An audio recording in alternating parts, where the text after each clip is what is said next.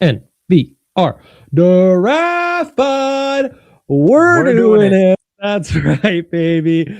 Coming to you live from our own homes, but shout out to Toyota and the Toyota Lounge, always with us. What a time to be alive. Big Jake, the Schwan man, Schwanitz in here, doing the thing. How great was that New Year's bunch of playoff games, my man? Were you just like inhaling it like I was? I was doing the J.K. Dobbins. That's the old Zeke Elliott. Just gobbling it up with a spoon. That was amazing. I mean, it was fun. It was great to finally like see the bracket in action. But I was trying to stay awake up until last night, until the Ole Miss Georgia game. I mean, credit to Indiana. That was the most impressive thing I think I've seen from a college football team in quite some time. Yeah, Bama dead. I think that's certainly not the same. It's never going to be the same. Yep, 100%. I kept trying to tell people, like, back in my day when I was a kid, Alabama wasn't this, like, force to be reckoned with. It's a new era. Fun to see, like, a completely different Final Four. For so many years when it was the 4-team playoffs, it was just the same teams: Clemson, Ohio State, Bama, and then, you know, some mix of, like, Michigan, LSU in there, Notre Dame in there, Florida State, and now we have a fully, completely different group of four. Shout out to Cody in the Toyota chat. Shout out to you all. I've been looking forward to this since last night. We've got super producer Kale on the ones and twos. But first, not trying to tease anyone, we're going to abide by the headline. First off, we need to remind you, this is the Draft Pod. If you're new to the show and you're expecting the guys, I know it's a different holiday schedule. We've only done 4 shows. This will be the 4th Broncos show for this week. They're off. They were working Christmas. You know, they get time with their family too. They'll be there on Sunday to give you full top to bottom coverage, pre-game, watch along, post-game for the big Chargers game. See if the Broncos can lock this 1 seed down. What a time to be alive that I even get to say that phrase. But Broncos is what we're here to talk about to start it off. Obviously, we are the Draft Pod. We talk draft. We talk the future of football, top to bottom, all rounds, all levels. It's the sport we love, and always with the Broncos focus. And that's where we start the show off, Jake, where, man, it's been a weird little stretch post-bye week. We haven't talked for 2 weeks. You know, we did the pre-recorded mock draft, which was fun to do. Hope you guys all enjoyed that on Christmas week. But I don't know about you, but I'm starting to get a teensy bit concerned about the defense. So I wanted to kind of start the show off by talking about that and talking about what are our biggest areas of concern, what are the needs we can foresee coming up next offseason, and I mean coming up in the playoffs, and you know, what fits would be there in this draft class to kind of start repairing that or getting back to the dominant D we were seeing in those 11 weeks before the bye. And yeah, man, I hand the mic over to you. What's your biggest concern? What are you seeing? What is it that's got you most worried about what we've seen from the defense in these last 5 weeks? So turnovers and sacks are a funny thing where, yes, like when you're good at them, they tend to come in bunches, right? Yeah. And I think we saw a lot of that from early in the season. I mean, they were playing some not so good quarterbacks too. So depending on what side of the quarterbacks are sack stat, debate you're on, I Yeah. guess, I mean, the right side, which is that they are a quarterback stat. I mean, you were playing some bad quarterbacks. You had opportunities against offensive lines too that were depleted. And this is also why it's so important and why on this show we keep on talking about always adding to this defensive line, always getting more edge rushers too. Because while it's nice to have a great rotation, and yeah, we're on a historic pace right now, um, you can't expect like astronomical, historical, like record-setting stuff week in and week out. And it's why you need to constantly, go back to the well and replenish talent and get guys, depth guys at all levels, starters, try to improve at every area you can over the offseason, even if you have such a great start and a great standard, really, of defense that we have right now. Yeah, for sure. And then I mean the added caveat of will you have the same defensive coordinator, Right. which I mean that'll be an interesting one to follow through the offseason. And I mean, yeah, you're right about quarterback play, but some of these quarterbacks post by haven't exactly been world beaters either. Mariota with the Commandos, that Raiders game with like Geno gets knocked out and you get some Kenny Pickett action.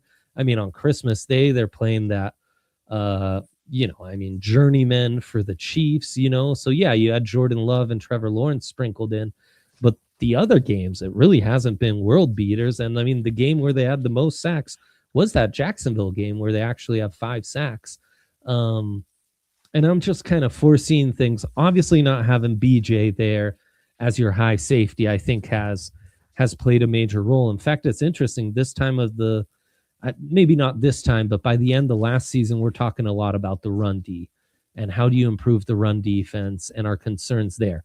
I don't think that's a concern in the slightest.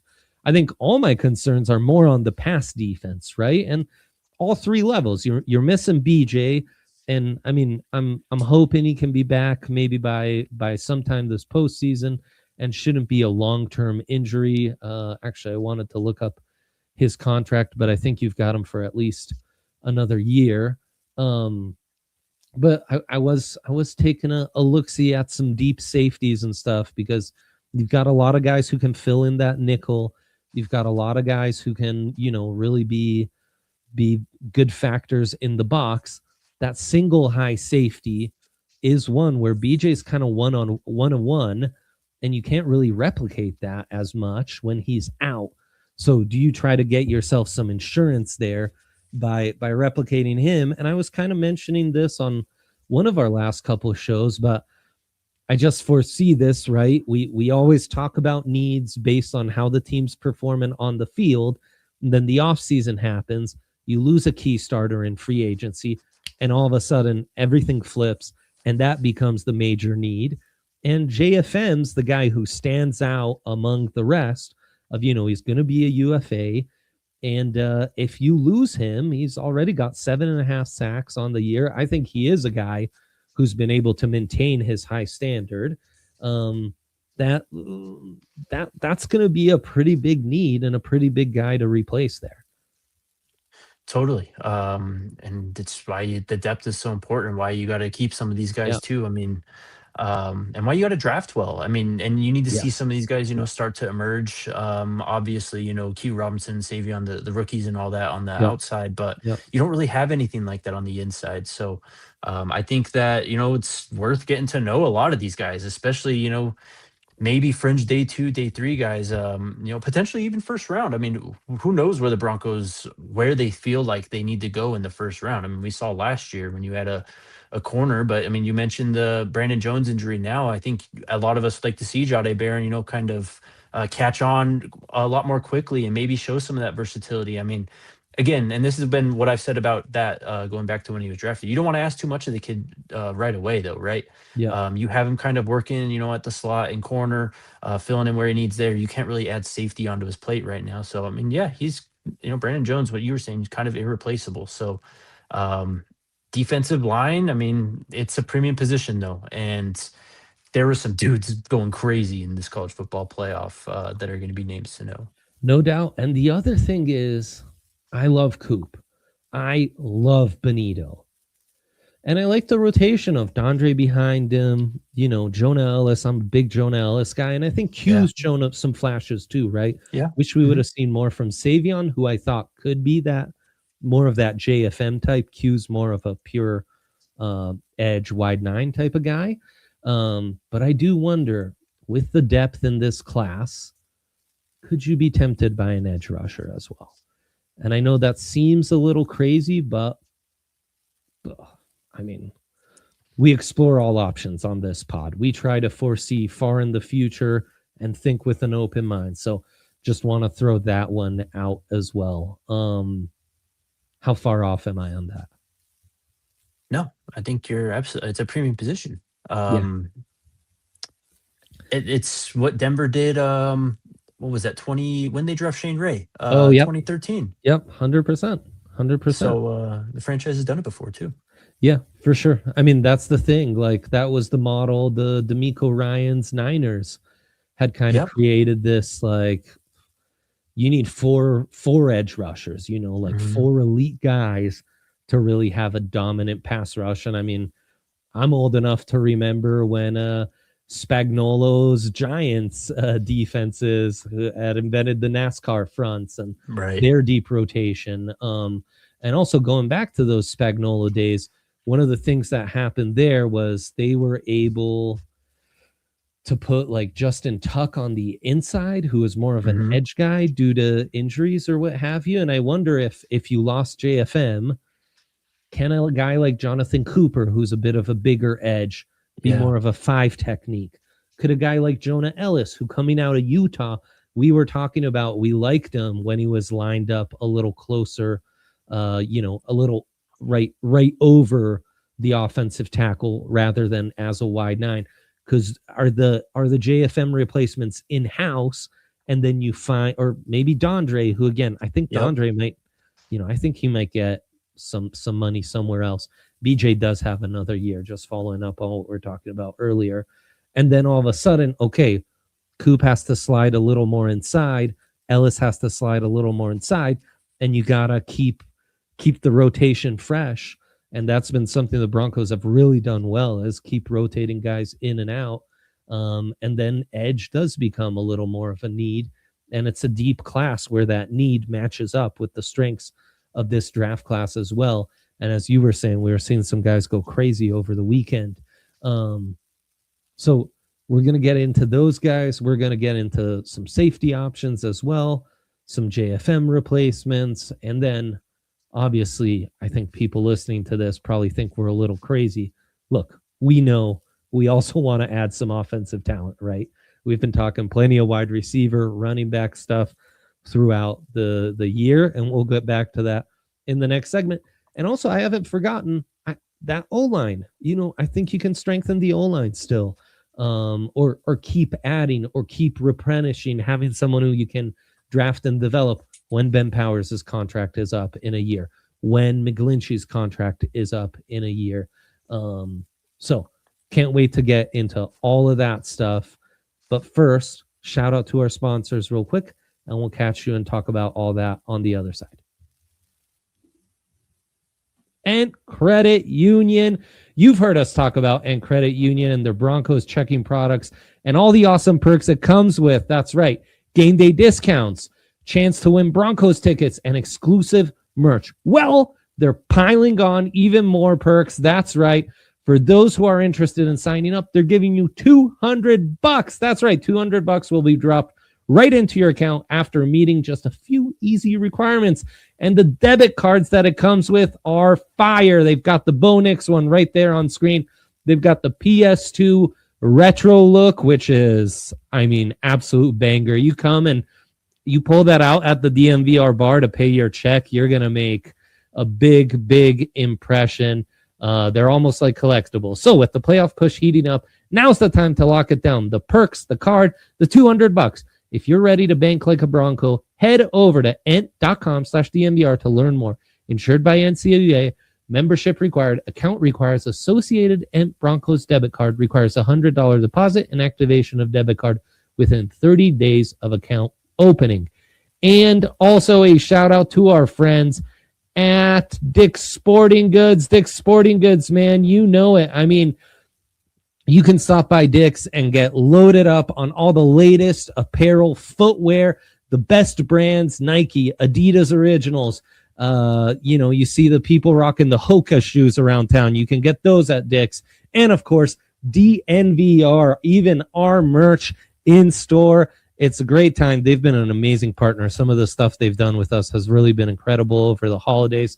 And you can score all the latest sporting equipment for yourself, your kids, you name it, baseball, football, basketball, soccer, golf, all your tailgating essentials, Broncos gear to rock at the tailgate. Get ready for the playoff push.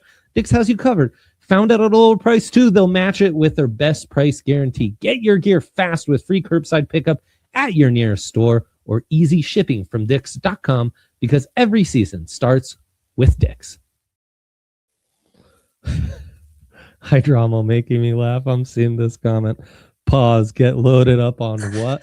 Also, Hydromo just on one, throwing out some great names. Loving the comments here. Hydromo saying, watch out for Malachi Lawrence, the edge rusher from UCF. So talking edge, and the chat was kind of agreeing with us that definitely not something they'd be surprised with how Sean Payton goes about building the trenches. You know, he's a Bill Parcells disciple. We've talked about it many times. You want to build that inside out. Where do you want to start with talking about some prospects with everything we just talked about? You teased some guys that went crazy over the CFP. You wanna throw out some names here? Yeah, let's talk Miami, man. Dude, The U cow. so back. Unbelievably back. Haven't won a title in 25 years. They're the only team remaining in the CFP that has actually claimed a full title once in their history. Ole Miss had a partial in the 60s, and then, of course, Indiana and Oregon, 0. So you kind of led that up off the top. That's exactly what I think we wanted to see from the 12-team playoff. But anyways, Ruben Bain is, I mean, it's never going to happen. You talk about the perfect potential JFM replacement, though. That's exactly what they need, is a guy like that. Again, never going to happen, but his teammate went insane as well, Akeem Mesidor. He's an older player. I think he's 25 years old, so at we'll least see how 24. I think maybe turns 25 by the time he's drafted. But the power and havoc he created on yesterday, insane. Yeah, a perfect JFM type. I'd love it if he could add 10 pounds, but as you mentioned, he's an older prospect, so I wouldn't dream on that too much. But boy, his motor, his power, his leverage, his speed to power, maybe not the bendiest guy, but he's definitely a guy that, like a JFM, is playing in that 5 technique, even playing as that 4-eye right over the offensive tackle, and could really fit nicely as a bigger edge. He's been maybe the guy whose stock has risen the most, and we haven't really talked about him much at all throughout this year, despite talking about plenty of Miami games and stuff. But he has been maybe the biggest riser of the entire CFP, because he's just gone nutty.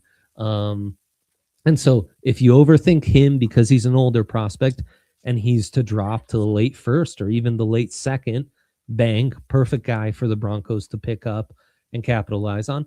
And we talked about it. For me, the dream with all the nonsense talk of Ruben Bain having shorter arms is okay, let the other teams overthink this.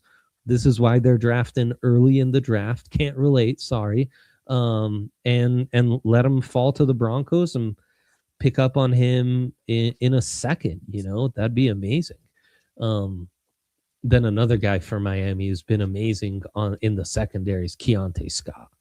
Their nickel do-it-all DB. He was all over the place. He's had an outstanding season. Another guy we haven't talked about a ton, but against A&M, he was phenomenal. He was great against the Buckeyes too. Not exactly that deep, high safety kind of guy, but the kind of guy that we affectionately joke that George Payton's addicted to drafting DBs, and Yes. if a guy like Keontae Scott was around, he could not help himself. Totally. He is that play, picking off that screen. That's exactly what you want to see out of a defensive back going into the draft. That stuff is like Yeah. that's like one of the highlights of draft season, pretty much. To make a read and react play like that and then take it to the house. So, ended up kind of being a big difference. They needed that. I mean, it was a 10-point margin, but um, it was close throughout that game, and so.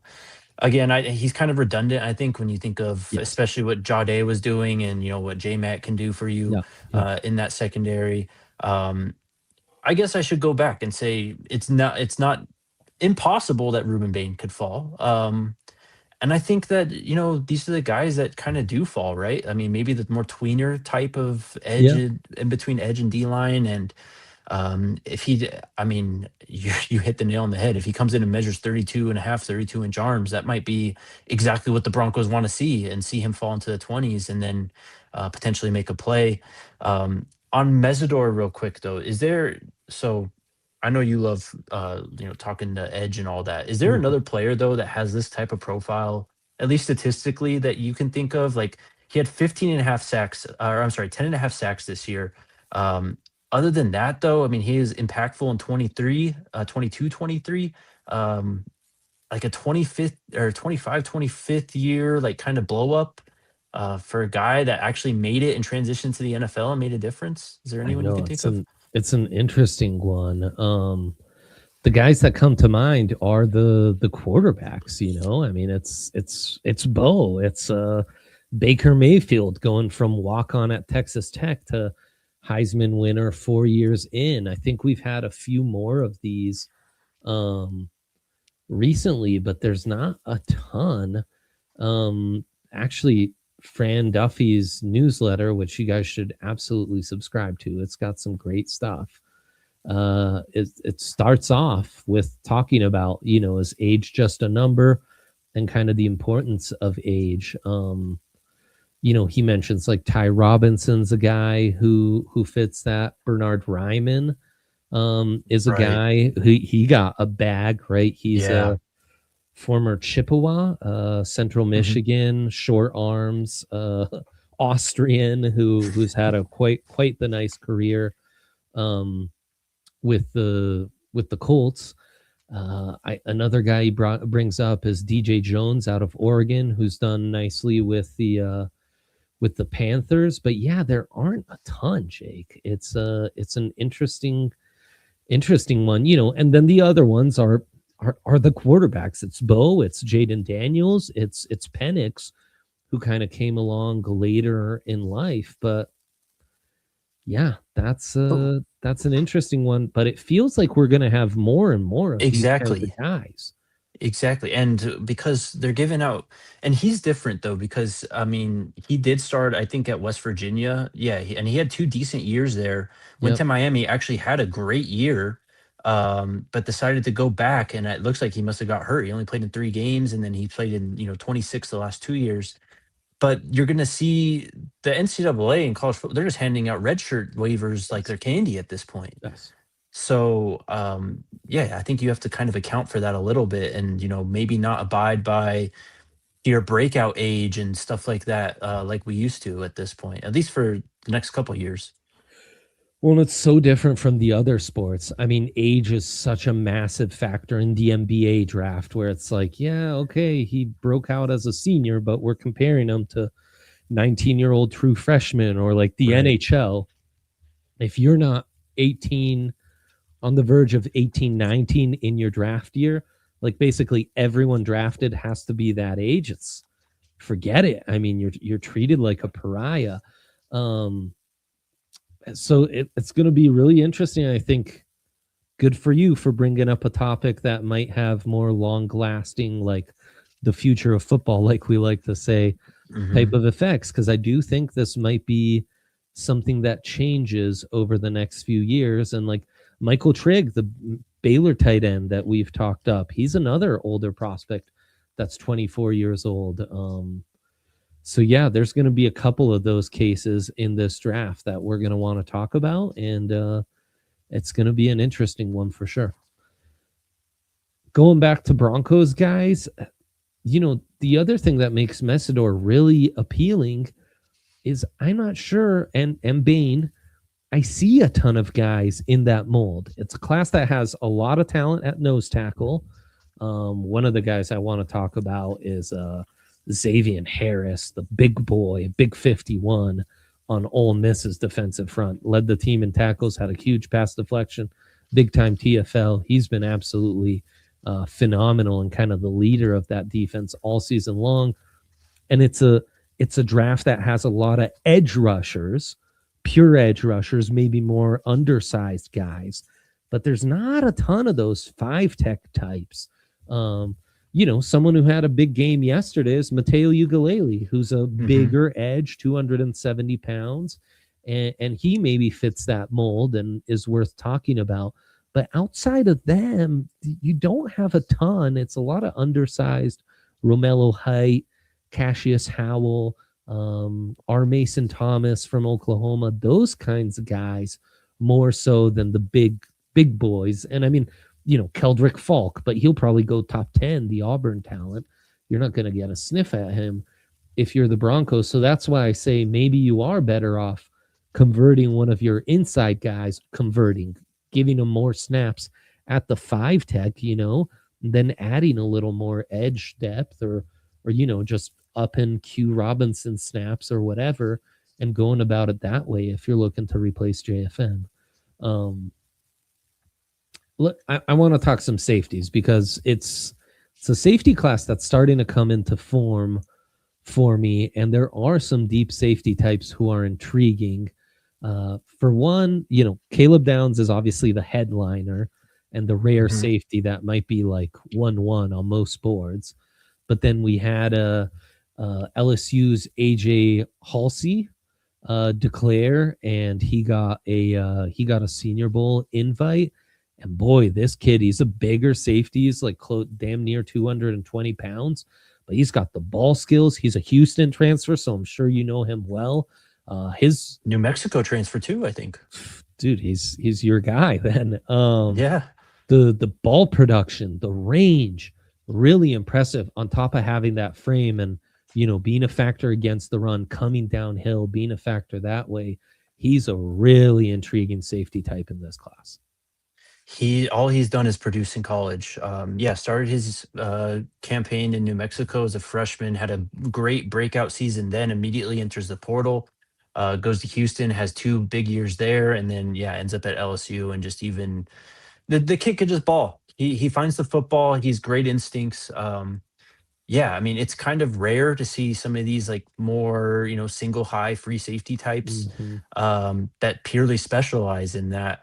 That aren't kind of, the Caleb Downs, the Derwin James, those type of players, So him and Theneman, the Oregon kid as well, is kind of like that as well. So I like both of those kids as well. I've followed both of them for a long time, actually. Theneman was at Purdue for a while. He was one of the only good players there.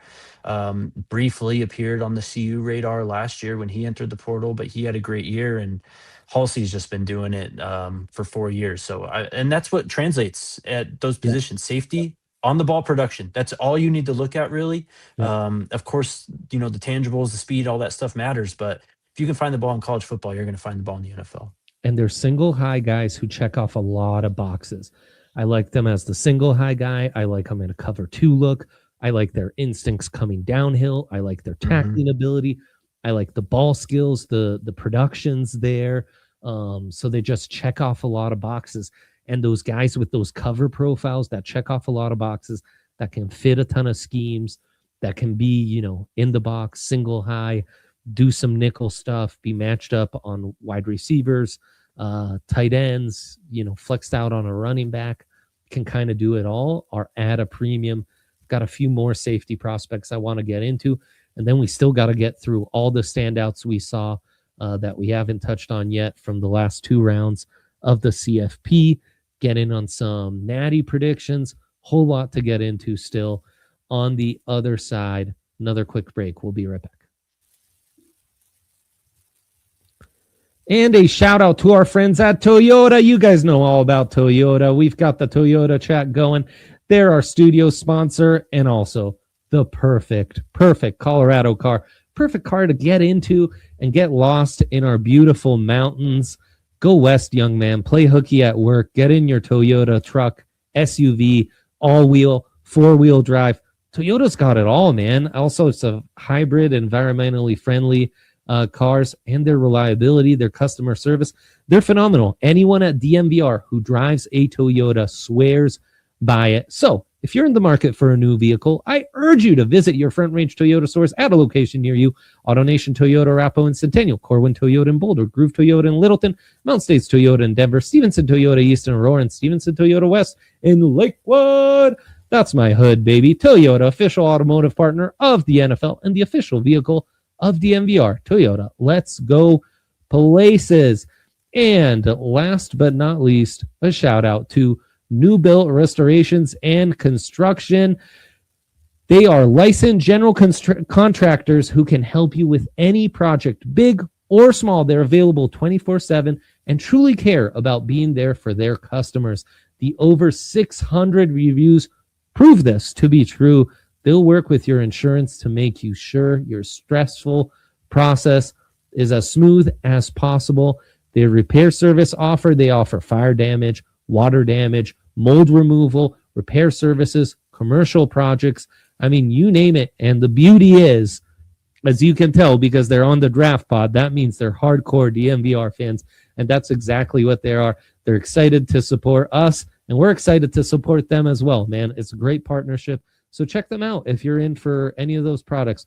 When that home emergency hits, New Built Restoration and Construction will be there at nubilt.com or call them at 720-903-4254. Let them know DNVR sent you.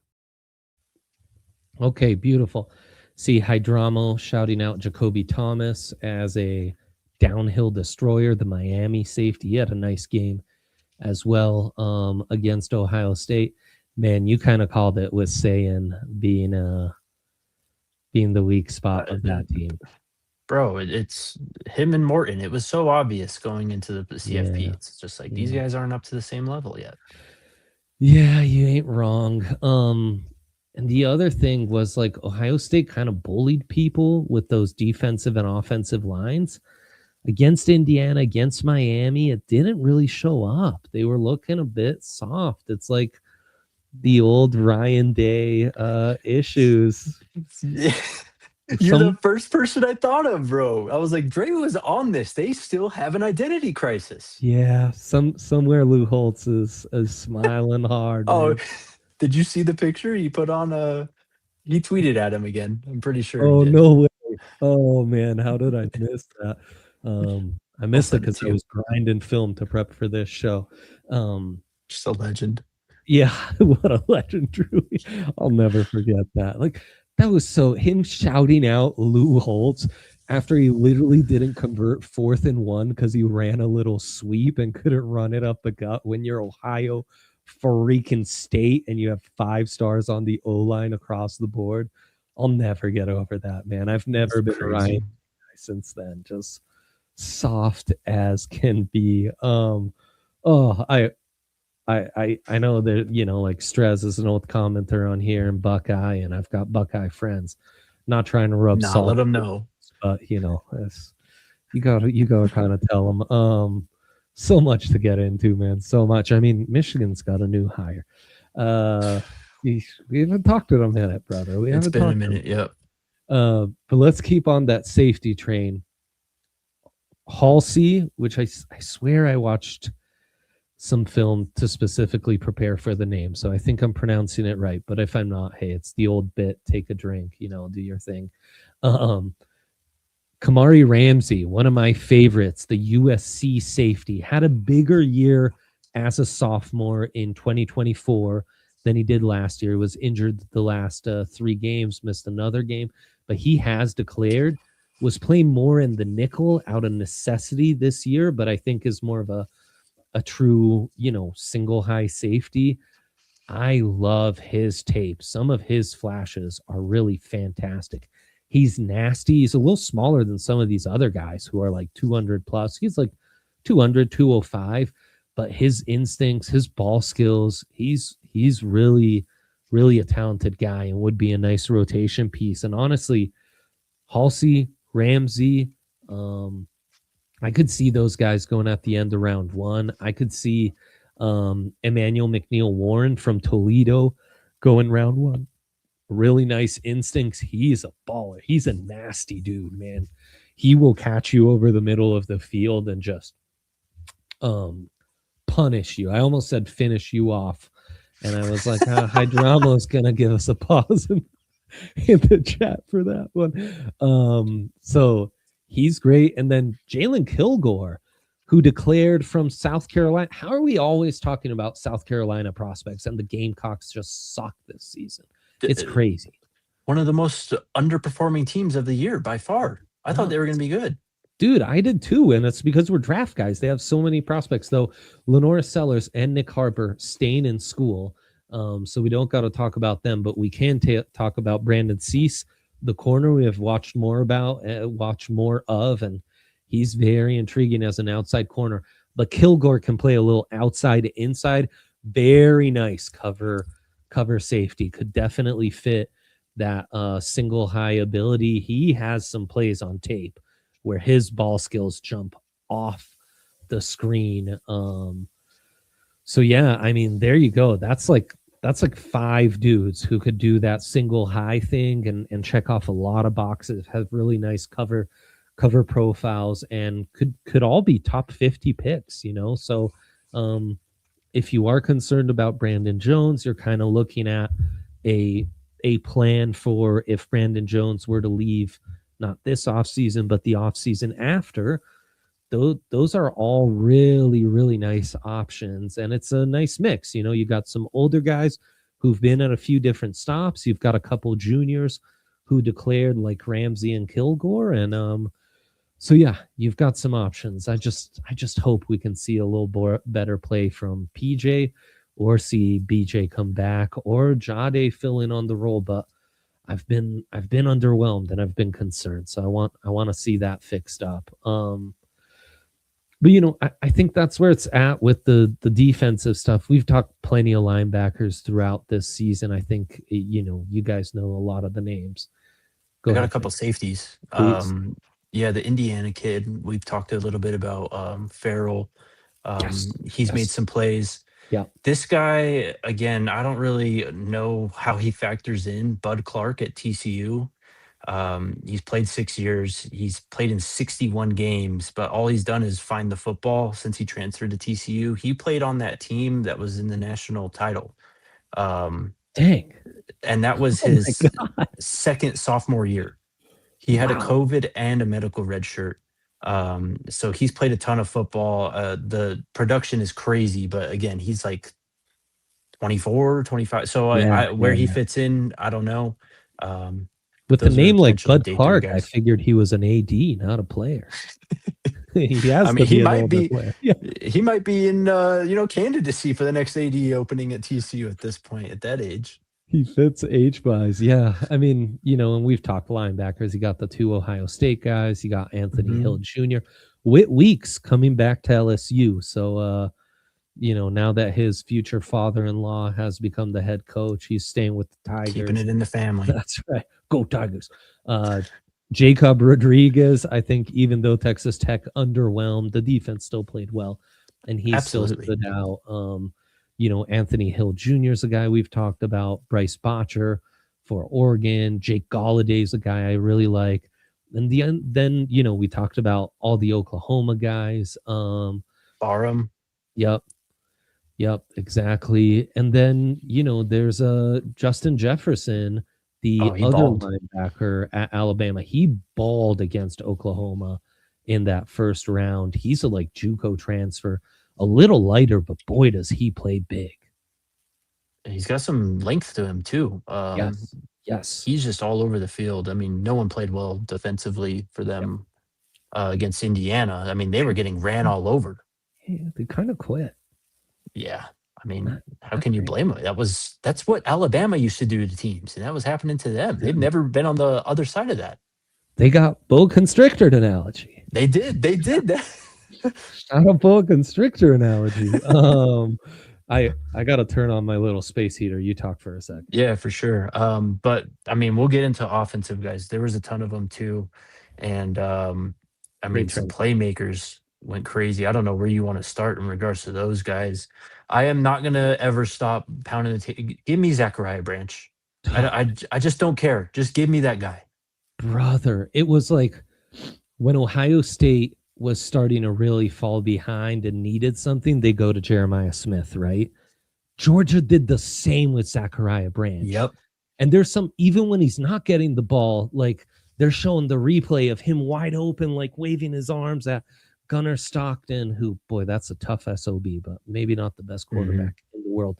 But when they're dead, like they're down 2 touchdowns or double digits, Zachariah Branch is the guy they started feeding and got him right back in the game. He's a former USC wide receiver, kick returner, punt returner.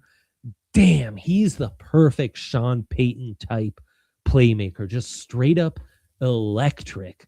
I don't even know what his best NFL comp is because he's got some Zay Flowers to him, but I think, dare I say, more electric than Zay Flowers. He's got some Percy Harvin to him. That's the old. We can go back to Tevon Austin.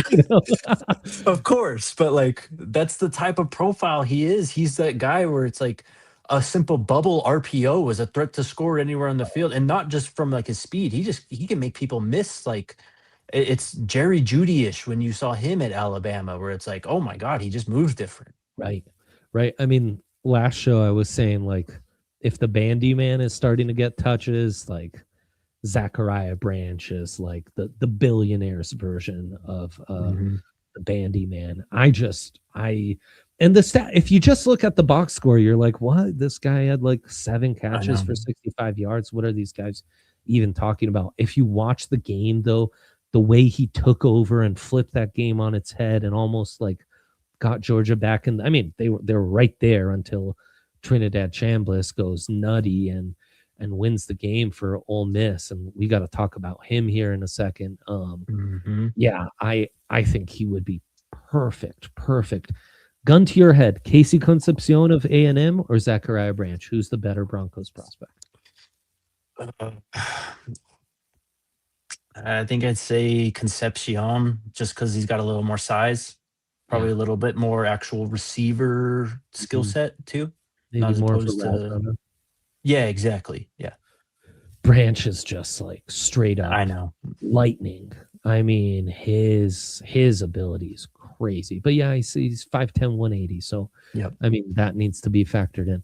The other thing, and this is veering off the CFP convo, is I've been, Denzel Boston declared the big wide receiver for Washington. He's 6'4", 200 pounds. And we didn't talk about him much in that mock draft episode. Boy, he's got that size, which Sean loves. He's got some nice route running ability. He's a willing blocker. He's got some inside to outside versatility to him. His production hasn't been elite. Like, I don't think he's even had 1,000-yard receiving season yet, but there he checks off a lot of boxes. That's a guy who would be really, really nice and kind of a Sean Payton type. Yeah, he was awesome in they had a crazy game earlier this year. Yeah, what game was I can't remember. And then the Indiana guys. I mean, Elijah Surratt keeps yes. me. I love that kid. And Omar Cooper Jr., he's awesome as well. Love both of those. What'd you say? I'm gonna look up the Denzel Boston game you're talking about. This is gonna be crazy.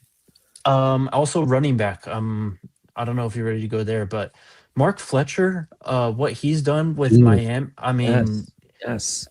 You talk about RJ, and maybe you're concerned about him carrying the load and being that between the tackles / goal line type back. What I've seen from Fletcher, especially the last 2 games, he's carried that offense. I mean, We did this the last, or maybe this wasn't the draft pod, but either way, we talk about Carson Beck, right? And it's like he doesn't do anything super special. He just kind of drives the car and gets them to where where they're at now, in top four. Mark Fletcher's the engine of that offense. Yeah. It's not even close. 100%. They would not be in this spot if it wasn't for Mark Fletcher, their running back. And he's a pro style running back, 220-pound guy. He runs hard. He runs downhill. He's been really impressive. He's done it against the best defenses he's faced. Boston went nutty in that matchup against the Illini, where they upset Illinois. I remember this now. Yeah. 10 receptions, 153 yards, 1 touchdown. But yeah, only 881 yards on the season, but 11 tuds. He's an interesting one. He's a really interesting Washington's gem been in the producing these guys too, though. Yeah, that's true. Like For this sure. isn't new for them. No, definitely not.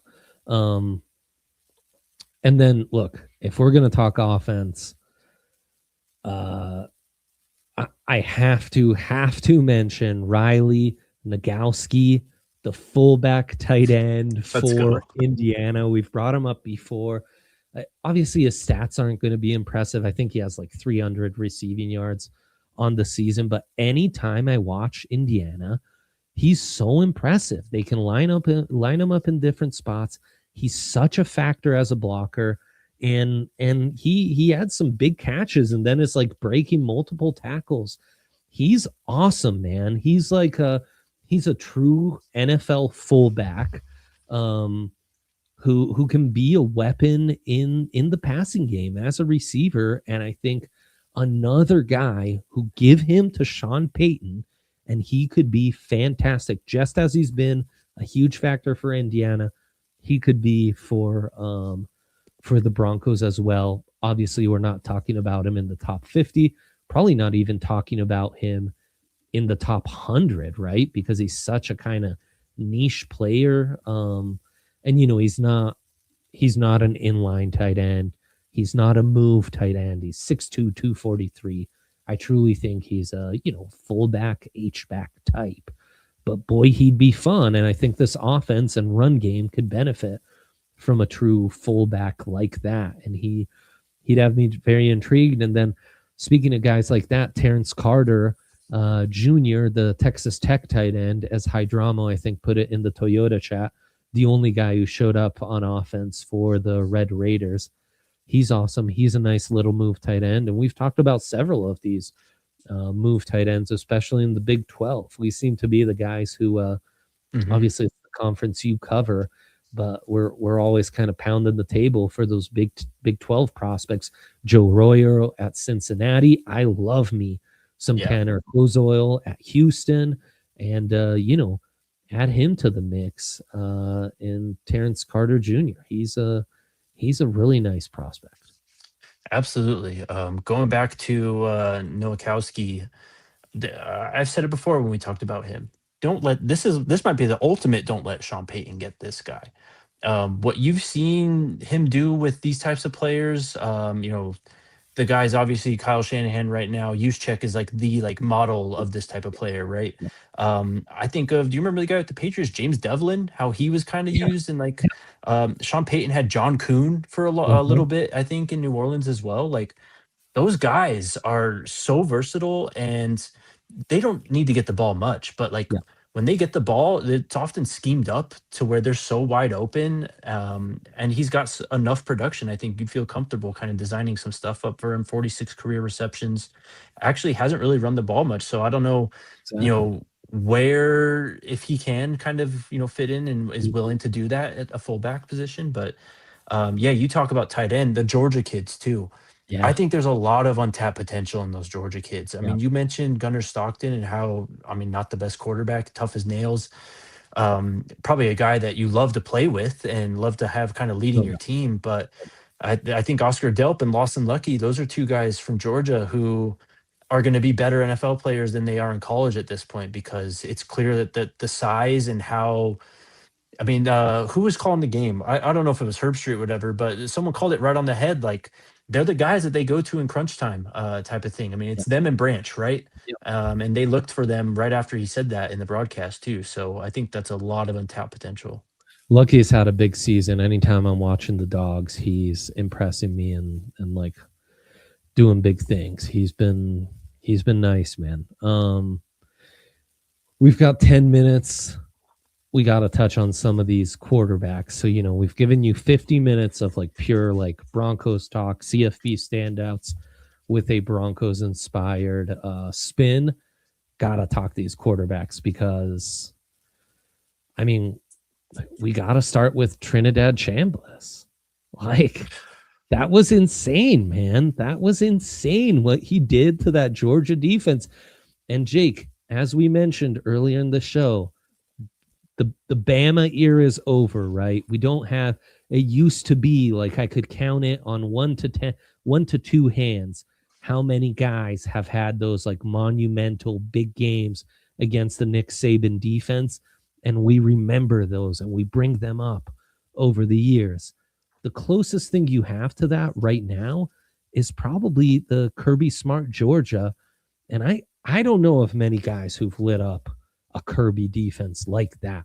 Chambliss was insane. He looked like prime Mahomes in that game. I mean, so aggressive, so accurate downhill, and then the escapability and ability to improvise and like make something happen when the whole stadium thinks he's dead to rights was absolutely nuts.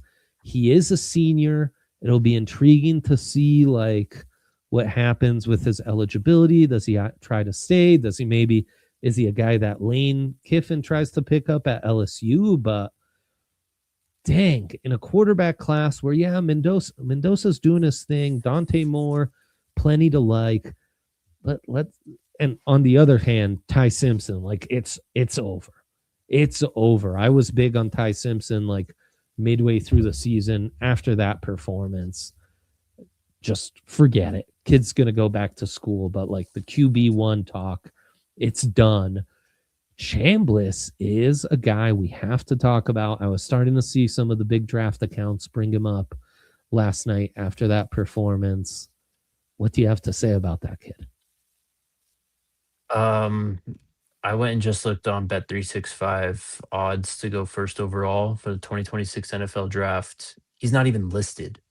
And I think that this is a guy who could be a potential first round quarterback, though.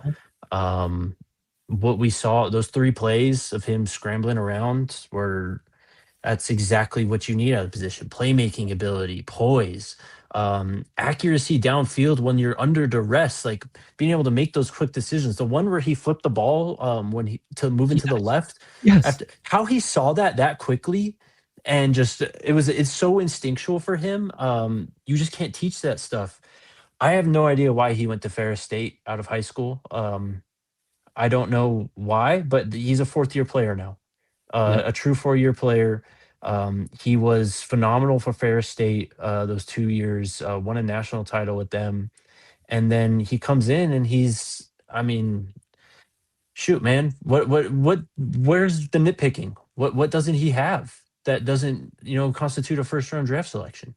And he's going to have that Parcells rule next game, which he's earned, will be his 38th college start.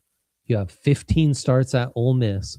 And in that same offense, man, he is so much better than Jackson Dart was for the Rebels last year. So much better, man. The proof is in the pudding.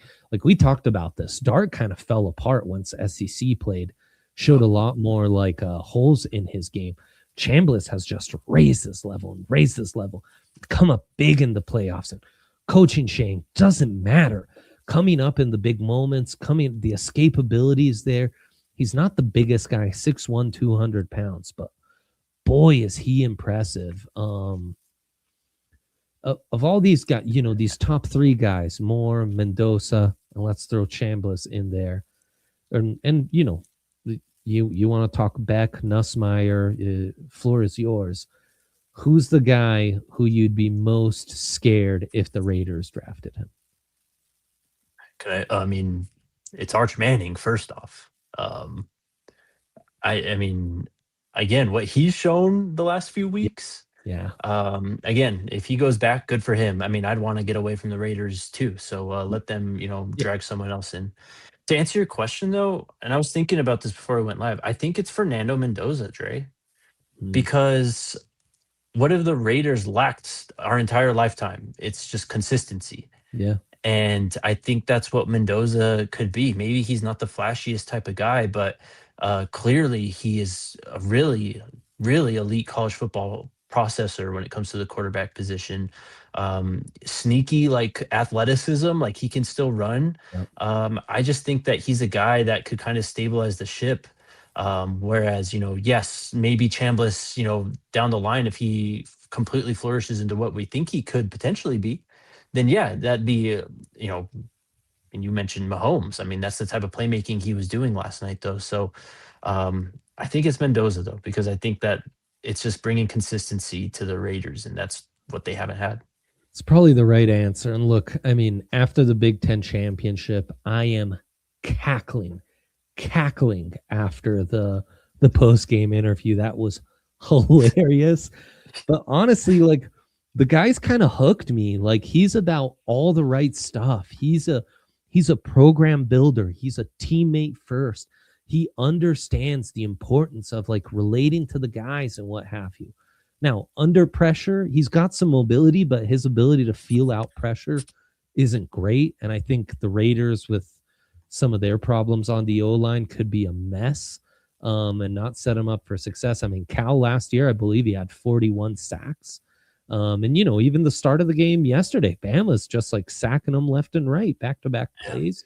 Yeah. But his toughness, his kind of IQ and poise and accuracy and just ability to come back to you and be smart and like, okay, we're going to hit that back shoulder fade and get you that way.